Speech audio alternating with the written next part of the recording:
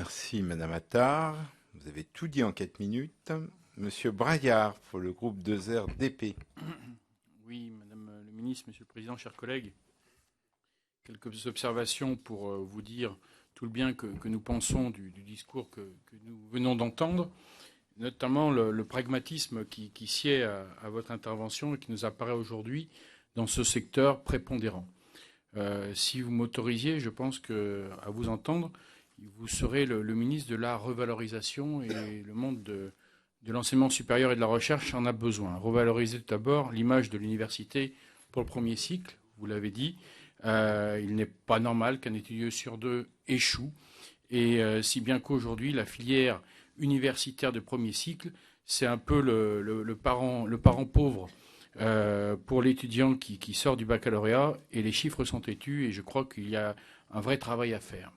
Ensuite, il y a la revalorisation de certaines filières, car aujourd'hui, on se rend compte qu'il y a des filières qui aboutissent sur des impasses en matière d'emploi, des étudiants qui sortent avec des masters et qui se retrouvent sur le marché de l'emploi sans aucune proposition, ou très peu de propositions.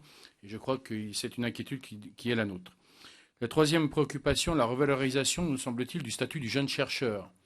Aujourd'hui, être un jeune chercheur, en ayant fait 8 années d'études, c'est se retrouver avec une multitude de contrats à durée déterminée et une rémunération inférieure à 2 000 euros. Je pense que c'est important de revaloriser le statut du jeune chercheur, car cela peut amener un désintérêt des plus jeunes pour la recherche scientifique et pour la science en général, voire l'expatriation, ce qui ne serait quand même pas normal, puisque nous aurions payé les études pour un chercheur qui irait valoriser son savoir ailleurs.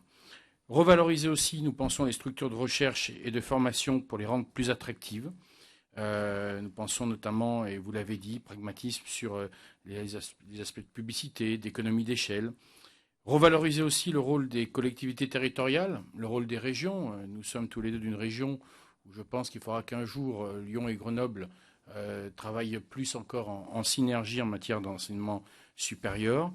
Et puis enfin, revaloriser la vie d'étudiant. C'est vrai que M. Apparu a eu raison de parler de l'allocation universelle d'études. C'est une proposition du candidat que nous avons pour notre part soutenue et dont nous aurons la certitude que les promesses seront tenues. Revaloriser aussi la question du logement, et c'était une de nos questions, sur les facilités pour les jeunes qui veulent se loger au demeurant sans passer obligatoirement par les logements étudiants, même si on sait qu'il va y avoir de la création de logements, concernant les dépôts de garantie et l'aide qu'on peut apporter sur ces dépôts de garantie qui sont souvent un obstacle à l'allocation pour un jeune étudiant. Je vous remercie et je crois, Monsieur le Président, que j'ai respecté votre temps. Absolument, 3 minutes. Merci, Monsieur Braillard.